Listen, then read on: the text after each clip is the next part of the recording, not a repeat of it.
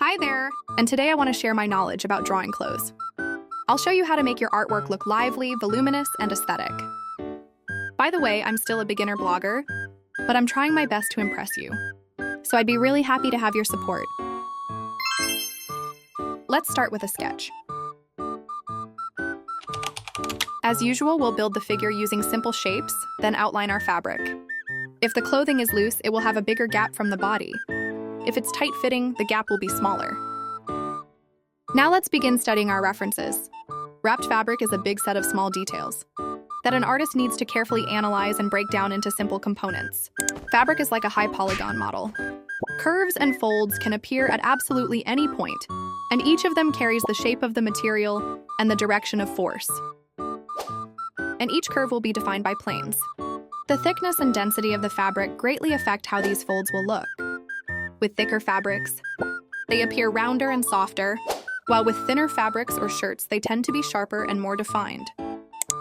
I also start clothing with a sketch, as usual, then move on to line art and fill it with color. After that, we determine where the light is coming from.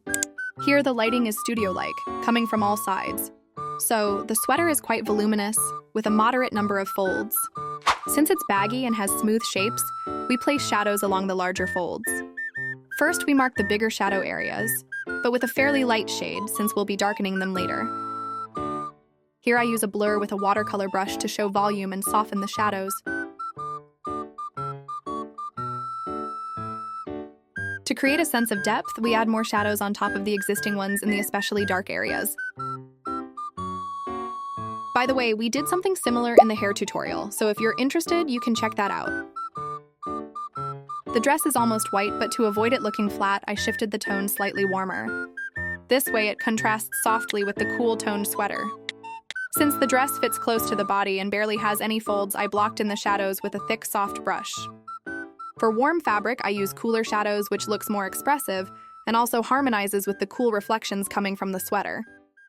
Next, I added a bit of white to soften the transition between light and shadow. I try to indicate the placement of shadows without going into too much detail, focusing more on the overall volume and reference.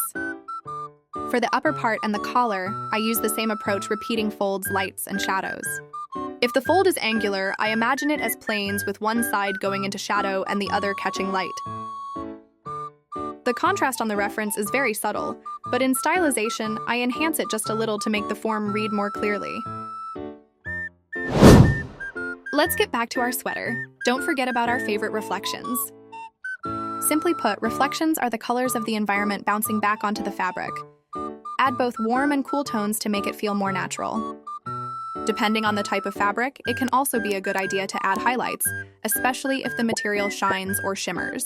We take gravity into account and understand that all fabric will fall and settle under its influence. Another important point to keep in mind is the tension points of the fabric. If we analyze any reference, we will notice certain spots where the fabric pulls tight, and from there, characteristic folds are created. You can draw guidelines to help place the folds correctly later on. You can also practice by sketching ribbons. This understanding is especially useful when drawing sleeves. The same applies when drawing pant legs. Or for example, the hem of a skirt. And that's it, our video has come to an end. I hope you learned something useful and that now you can draw anything your heart desires. Thank you so much for watching till the end. I would really appreciate your subscription, a like, and the notification bell. Sending you love and see you next time. Bye-bye.